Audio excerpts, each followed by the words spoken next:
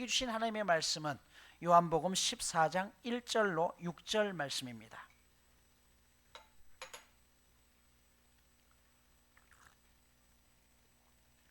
제가 봉독해 올리겠습니다. 너희는 마음에 근심하지 말라. 하나님을 믿으니 또 나를 믿으라. 내 아버지 집에 거할 곳이 많도다. 그렇지 않으면 너희에게 일렀으리라. 내가 너희를 위하여 거처를 예비하러 가노니 가서 너희를 위하여 거처를 예비하면 내가 다시 와서 너희를 내게로 영접하여 나 있는 곳에 너희도 있게 하리라. 내가 어디로 가는지 그 길을 너희가 아느니라. 도마가 이르되 주여 주께서 어디로 가시는지 우리가 알지 못하거늘 그 길을 어찌 알겠사옵나이까. 예수께서 이르시되 내가 곧 길이요 진리요 생명이니 나로 말미암지 않고는 아버지께로 올 자가 없느니라. 아멘. 오늘 본문의 상황은 그동안 3년 동안 예수님과 함께 동거동락을 같이 했던 12 제자들과 예수님이 헤어지기 직전의 상황이죠. 제자들과 함께 최후의 만찬을 나누시던 도중에 예수님이 갑자기 말씀합니다. 너희는 지금 내가 가는 그곳에 함께 갈 수 없다. 그러자 베드로가 깜짝 놀랍니다. 주님, 어디로 가십니까? 우리가 따라갈 수 없다는 말씀은 또 무슨 말씀입니까?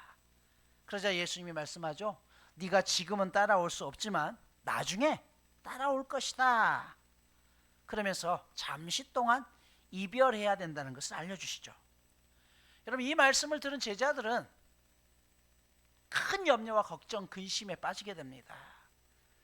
여러분, 예수님을 따르겠다고 직장을 그만뒀잖아요. 집을 떠났잖아요.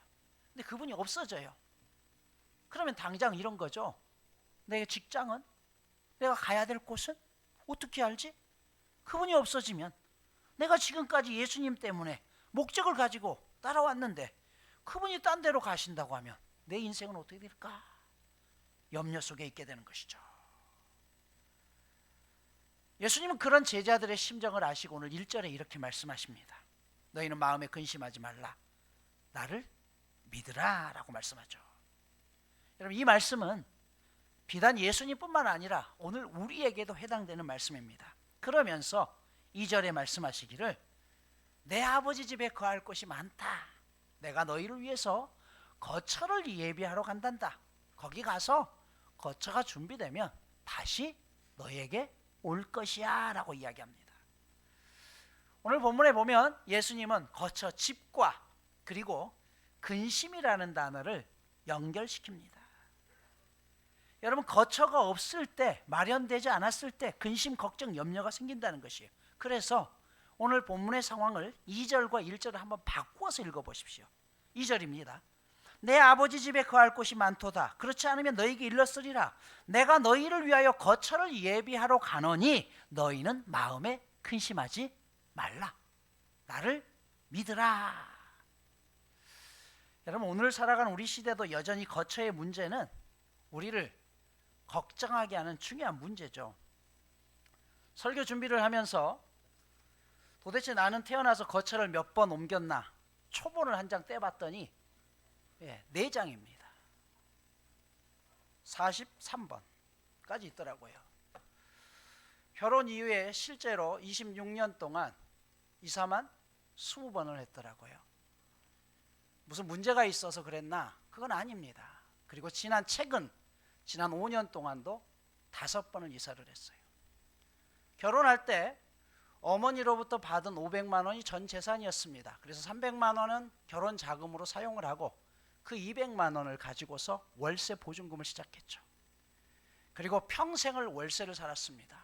전세 가보는 게 꿈이었지만 사실은 전세를 얻기 위해서는 은행 대출 70%와 30%는 내가 마련해야 되는데 그 30%의 몇 천을 구할 수가 없었기 때문에 늘 월세를 전전했었죠. 그러다가 그 보증금마저도 교회에 어려운 일이 있으면 빼다가 넣고 그럴 때마다 더 싼 곳으로 이사를 했고 최근 5년 동안에도 3단지 살다가 림파밀리에 요게 이제 입주가 당첨이 되자 보증금을 뺄 수 없으니까 그 월세 보증금을 여기에 계약금으로 놓고 한 푼도 없어서 교회에 지금 여러분 식사하는 식당 그 한 켠을 칸막이만 막아서 그렇게 살다가 겨울을 너무 추워서 보낼 수 없다면서 동두천에 12평 빌라로 보증금 500에 그렇게 또 월세를 갔는데 그 집이 너무 작다 보니 큰 녀석은 이모 집에서 그렇게 지내고, 그러다 몇 개월 또 얼마 정도 있다가 1,000만 원의 보증금이 마련되니까 20평 아파트로 갔다가, 그리고 최근에 사택이지만 님파밀리에로 이사하게 되었습니다. 여러분, 이런 과정들을 겪다 보니까 사실은 목회하는 동안에 이 성도들의 삶에 이런 거처 문제가 얼마나 소중한다는 걸 알죠. 그래서 교회 건축에 있어서도 마찬가지죠. 교회 건축을 한다는 명분 아래 믿음이라는 이름으로 집을 담보 그렇게 맡기고 하는데, 여러분, 그러다가 만약 잘못되면 그들은 집을 다 날리는 것이에요. 평생을 그러면 떠돌아다니는 것이에요. 그래서 그런 무책임한 행동을 해서는 안 되는 것이죠. 없는 대로 사는 것이고, 그 속에서 최선의 방법을 찾아야 되는 게 우리네 인생입니다. 그래서 저는 지금까지 목회하면서 아무리 힘겹고 어려워도 교인들에게 교회에 돈이 필요하니 어느 정도 돈을 좀 빌려주십시오라고 말하지 않습니다. 만약 그렇게 해서 그 약속을 깨뜨리게 되면 목회자 스스로 신뢰를 깨는 것이고, 그리고 그것은 곧 교인들의 시험거리가 되기 때문에 그렇습니다. 어쩌면 우리도 마찬가지죠. 집 문제만 근심이겠습니까? 육체를 지니고 있는 동안 수없이 많은 근심이죠. 그런데 예수님 당시도 마찬가지였습니다. 이 제자들의 삶도 마찬가지였죠. 그들은 하루하루 먹고 살기에도 빠듯했었고, 로마의 지배 속에 있다가 세금을 내지 못하면 통째로 그나마 어렵게 장만했던 집마저도 날려버렸던 그런 상황 속에 있었기 때문에 제자들의 근심은 현실이었습니다. 예수님을 믿고 올인했는데 그 예수님이 떠나가게 되면 우리는 어떻게 살까? 그러자 예수님께서 말씀하시죠. 너희들의 근심을 해결할 수 있는 것, 1절 보면 하나님을 믿으니 나를 믿으라라고 이야기했어요. 근데 여러분, 우리가 하나님 안 믿는 거 아니잖아요. 나 열심히 나름대로 하나님 믿잖아요. 그런데 근심 불안이 정말 없어지던가요? 그러면 이 말씀을 어떻게 이해해야 될까요? 2절 보십시오. 내 아버지 집에 거할 것이 많도다. 그렇지 않으면 너희에게 일렀으리라. 내가 너희를 위하여 거처를 예비하러 가려니. 2절에는 집, 거처라는 단어가 나오죠. 영어로 맨션이라는 단어입니다. 맨션은 방이 여러 개가 있는 큰 집을 이야기해요. 그런데 오늘 예수님이 뭐라고 했어요? 그 집이 어디에 있다고 말씀했어요? 내 아버지 집에. 그래서 그곳으로 간다라고 말씀했어요. 그러면 내 아버지 집은 어디입니까? 천국을 말하죠. 여러분, 이 말씀은 천국이 분명하게 존재한다는 뜻입니다. 이 말씀을 하시고 예수님은 어디로 가셨나요? 십자가의 죽음의 현장으로 가셨어요. 그런데 이 죽음 자체가 거처를 예비하기 위한 준비라는 것이에요. 내가 죽지만 목숨을 걸고 너희들에게 내가 보증한다는 거잖아요. 그건 뭐냐? 내가 죽음으로 끝나는 것이 아니라 죽은 다음에 하나님 나라에, 하늘나라에 가는데, 그 하늘나라에 가는 목적이 뭐라고요? 너희에게 있을 집을 준비하러 내가 간다는 것입니다. 여러분, 이 지구상에 존재했던 그 어떤 사람도요, 내세를 이렇게 쉽고 간단하게 설명한 사람은 아무도 없습니다.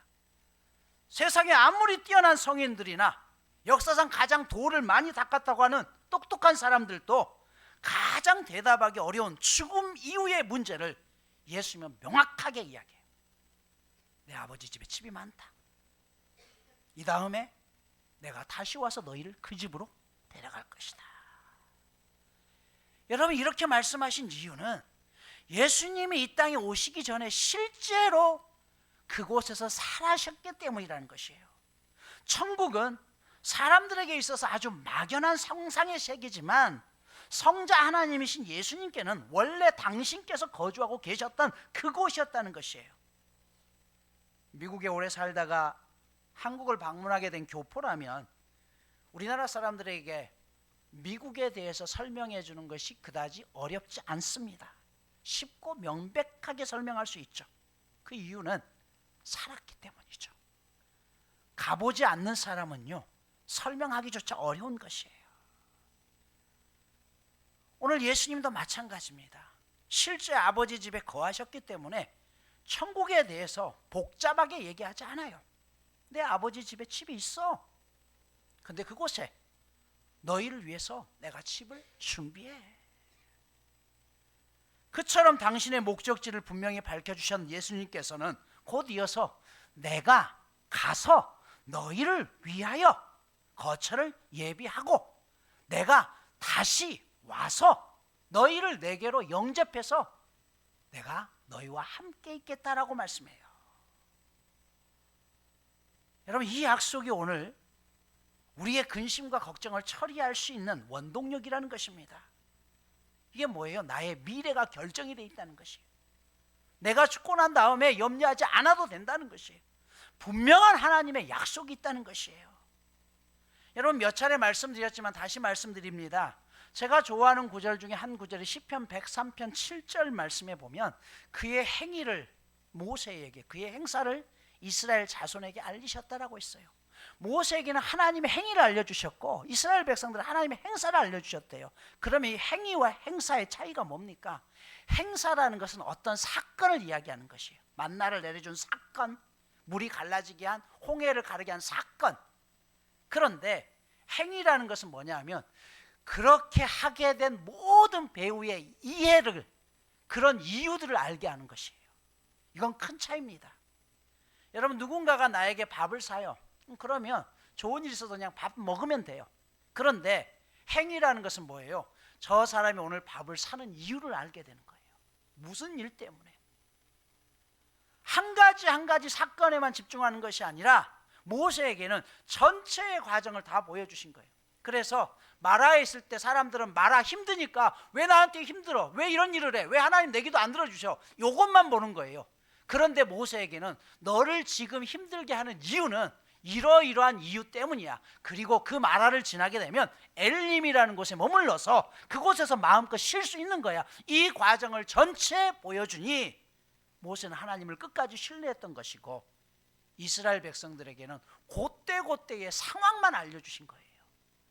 그러니 추우면 춥다고 불평이고 더우면 덥다고 불평이고, 근데 모세에게는 춥다고 하면 불기둥을 보내줄 거야, 덥다고 하면 구름기둥을 보내줄 거야. 이 모든 상황들 걱정하지 마라고 알려주셨던 것이죠. 여러분, 우리에게도 이 영적인 눈이 열려져야 됩니다. 그렇지 않으면 우리는 순간순간 내게 다가오는 그 속에서 왜 하나님이 나를 이렇게밖에 하지 못하는 거야? 원망할 수밖에 없는 거예요. 그러나 그 이후에 하나님이 나를 어려움에 처하게 할 때도 이유가 있고 나를 형통케 할 때도 이유가 있다는 사실을 알게 되면 우리는 하나님이 나를 이렇게 만들기 위해서 이렇구나라고 이해하게 되는 것이죠. 이런 영적인 눈이 저와 여러분들에게 열리기를 축복합니다. 그럼에도 불구하고요, 우리는 믿음이 연약해져서 천국이 존재하는 것이 실감나지 않습니다. 오늘 예수님은 분명히 천국 말씀을 하시는데 그 천국이 10년 후가 될 수도 있고 20년 후가 될 수도 있고 내일이 될 수도 있는 그 천국만 말씀하실까요? 오늘 3절 보십시오. 가서 너희를 위하여 거처를 예비하면 내가 다시 와서 너희를 내게로 영접하여 나 있는 곳에 너희도 있게 하리라 라고 했어요. 여기에 가서라는 단어가 의미하는 것은요, 천국이잖아요. 그러면 가서의 반대는 뭐죠? 와서죠. 내가 다시 와서 너희를 내게로 영접하여 나 있는 곳에 너희도 있게 하리라. 와서는 어디로 오신다는 것이에요? 지금 내 삶의 현장에 오신다는 뜻이잖아요. 내가 걱정하고 근심하고 불안해하는 이곳에 주님이 오신다는 것이에요. 그러면 어떻게 오십니까? 첫 번째로 육체로 직접 오셨습니다. 인간의 몸을 입으셨다는 것이에요. 마태복음 1장 23절 보면 보라, 처녀가 잉태하여 아들을 낳을 것이요 그의 이름을 임마누엘이라 하리라 하셨으니 이를 번역한즉 하나님이 우리와 함께 계시다라는 뜻입니다. 임마누엘, 하나님 우리와 함께 하신다는 것이에요. 여러분, 카네이션이라는 꽃이 있죠. 흔히들 알기로 1908년 미국의 한 교회에서 애나 자비스라는 여성이 몇 해 전에 돌아가셨던 어머니를 기리는 모임을 가지면서 생전에 어머니가 좋아했던 흰색 카네이션을 참석자들에게 하나씩 나누어 줌으로 시작되었다라고들 알고 있습니다. 그러나 이 카네이션이라는 단어는 원래 꽃 이름이 아니라 살색을 뜻합니다. 대부분의 꽃의 색깔이 사람 피부와 유사한 살색, 붉은색, 분홍색이기 때문에 붙여졌던 이름이 카네이션이에요. 그래서 이 단어의 원뜻은요, 살, 육체라는 뜻입니다. 살이 되었다는 거예요, 카네이션. 그리고 그 앞에 인이라는 단어를 붙입니다. 안에. 즉 무슨 말이냐면 예수님께서 우리 인간 안에 인간의 몸으로 오셨다. 이게 인카네이션이에요. 이게 임마누엘이라는 뜻입니다. 왜 하나님이 인간이 되셨습니까? 우리와 함께 하시기 위해서라는 것이죠. 그래서 예수라는 이름의 뜻은요, 구주라는 뜻인가, 임마누엘이라는 것은 동행하겠다는 뜻이에요. 내가 너희와 동행하겠다. 우리를 죄에서 건져내고 너 혼자 알아서 살아, 그것이 아니라 끝까지 동행하겠다는 것입니다.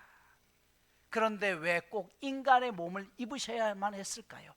그래야지만 인간과 소통이 되기 때문에 그렇죠. 여러분, 예수님이 오늘 근심하지 말라라고 그냥 내버려 둔 게 아니에요. 말뿐이 아니라 직접 인간의 몸을 입고 우리 가운데 오셨습니다. 두 번째, 그것으로 끝이 아니라 부활하셔서 오셨습니다. 끝이 아니라는 걸 보여주는 것이에요. 제자들과 수많은 사람들에게 십자가에서 죽으신 다음에 부활하신 채로 다시 보여주셨습니다. 가장 공포스러운 죽음 앞에서 그 죽음을 이겨낼 수 있는 또 하나의 사건을 보여주신 거죠. 그래서 예수님은 죽음이 끝이 아니야. 죽은 다음에 다시 살아나는 거야. 그거를 샘플로 보여주신 거예요. 너희도 죽으면 끝이 아니라 나처럼 다시 부활해. 그때 우리가 하나님 나라에 들어가게 된다는 것을 직접 보여주심을 통해서 실제적으로 부활이 존재함을 가장 먼저 보여주셨습니다. 그래서 성경에는 이 예수님이 부활하신 몸을 첫 열매라고 이야기해요.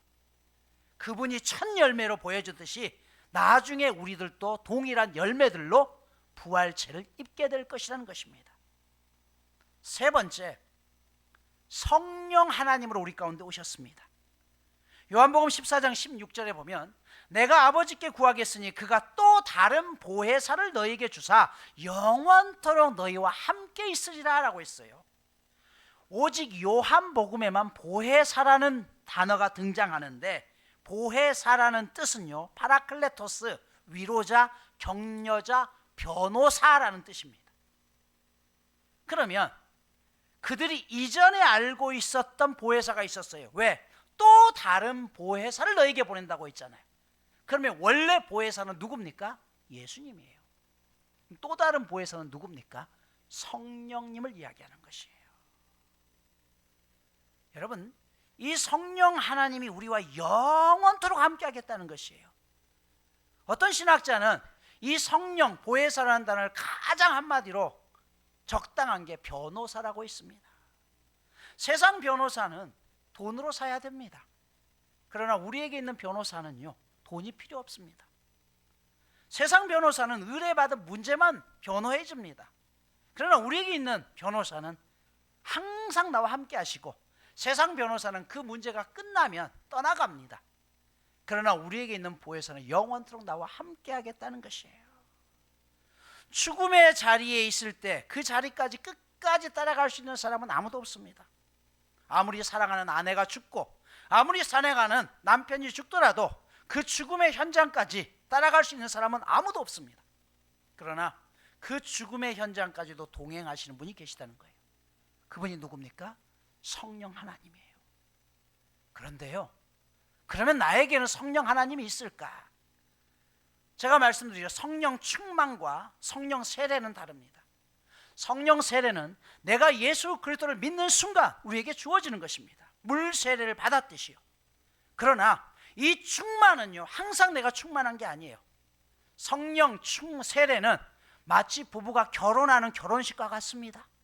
하지만 결혼했다고 해서 그 사랑이 끝까지 유지되는 것은 아닙니다. 결혼한 이후에 사랑을 유지하기 위한 노력이 필요한 거죠. 서로 간에게 필요한 노력이에요. 성령 충만도 마찬가지입니다. 내가 성령이 항상 함께 하시다는 걸 느끼기 위해서는 노력이 필요해요. 그게 뭡니까? 예배하는 것이고, 기도하는 것이고, 말씀을 읽는 것이고, 찬양 드리는 것입니다. 왜 우리가 주일마다 예배를 드립니까? 그 성령 충만함을 내 안에 다시 채우기 위함이에요. 그래서 그 관계를 회복하기 위한 것이에요. 여러분 생각해 보십시오. 사람과의 관계도요, 멀리 만나는 시간이 띄엄띄엄 하면 그 관계가 서먹서먹해집니다. 자주 만나면 만날수록 가까워지듯이 성령 하나님과의 관계도 마찬가지입니다. 그러나 성령 하나님 우리를 떠나지는 않습니다. 마치 오랫동안 안 만났던 친구라고 해서 안 만났다고 해서 친구 관계가 깨지는 것이 아니듯이 중요한 것은 내 삶에 있어서 성령 충만하기 위해서는 반드시 내가 하나님과 교통하는 시간이 필요하다는 것입니다. 마지막으로 재림하여 오십니다. 우리나라 사람들이 미국으로 이민을 갈 때 아내와 자녀들은 우리나라에 남겨두고 남편만 먼저 가는 경우가 있습니다. 그럴 경우 남편은 아내에게, 자녀들에게 어떤 약속을 하고 가겠습니까? 내가 먼저 가서 터전을 마련해 놓게. 그리고 곧 돌아와서 당신을 데려가고 너희들을 데려갈 테니 그때까지 나를 믿고 기다려주라 라고 이야기하겠죠. 여러분, 이런 약속을 받은 아내, 자녀들은요, 큰 근심을 하지 않습니다. 예수님은 아무 행방도 보여주지 않고 갑자기 증발하신 분이 아닙니다. 그분이 가시는 목적지를 분명하게 밝혔습니다. 그리고 뭐라고 했어요? 다시 오겠다. 그러니 그때까지 믿고 기다리고 염려하지 말라라고 했습니다. 오늘 말씀을 마무리하겠습니다. 너희는 마음에 근심하지 말라. 하나님을 믿으니 또 나를 믿으라. 예수님께서 이 말씀을 하신 것은 제자들이 십자가 고난을 당할 때, 주님이 눈앞에 닥쳐올 때 그 천국이 있으니 죽음의 위협이 있을지라도 두려워하지 말라는 것이에요. 내가 죽더라도 끝이 아니라는 것입니다. 다른 종교는 주로 하는 말이 착하게 살아라라고 이야기하지만 기독교는 예수를 믿어라라고 이야기하는 이유가 바로 여기에 있습니다. 남보다 조금 더 선한 일을 한다고 해서 구원을 얻는 것이 아니라 우리는 신랑 되신 예수님을 믿음으로 구원을 받기 때문에 그렇습니다. 예수님은 천국에 대해 말씀하시면서 거처라는 말씀을 하십니다. 이것은 천국이 상상의 개념이 아니라 실제로 있는 장소라는 것입니다. 또한 이 세상을 떠나실 때에 우리가 다시 만나게 될 집을 약속해 주셨으며 그 집을 찾아갈 수 있는 길까지 알려주셨습니다. 내가 곧 길이요 진리요 생명이니 라고 말씀하셨죠. 거처를 준비한다라고 있습니다. 여러분, 유대인의 결혼식은요, 처음에 약혼을 하게 되면, 정혼을 하게 되면 거기서 바로 사는 것이 아니라 정혼을 한 다음에 신랑은 집을 마련하러 갑니다. 그리고 집이 마련되면 그제서야 그 신부를 데려다가 집에서 큰 잔치를 벌이고 이때부터 결혼 생활을 하게 되는 것입니다. 그래서 거처를 마련한다는 것은 이제 신랑이 신부와 함께 살 수 있는 모든 여건들을 다 갖추었다는 뜻입니다. 오늘 예수님이 우리에게 거처를 마련하러 간다는 것은 너희가 나의 영원한 신부이고, 그리고 그 모든 때가 되면 신랑인 내가 너희를 영원한 나의 집으로 데려가겠다는 약속입니다. 그러기에 오늘 우리는 신랑 되신 그분을 믿고 우리에 있는 염려, 걱정, 근심을 맡길 수 있는 것입니다. 오늘 여전히 힘겹게 세상을 살아가고 내일에 대한 그 미래가 보이지 않을지라도 나의 미래는 반드시 신랑이신 예수님이 책임져 주신다는 그 사실을 믿음으로 받아들이며 주님 앞에 우리가 가지고 있는 염려를 던져버리고 온전히 맡길 수 있는 저와 여러분 모두가 되시기를 간절히 축복합니다.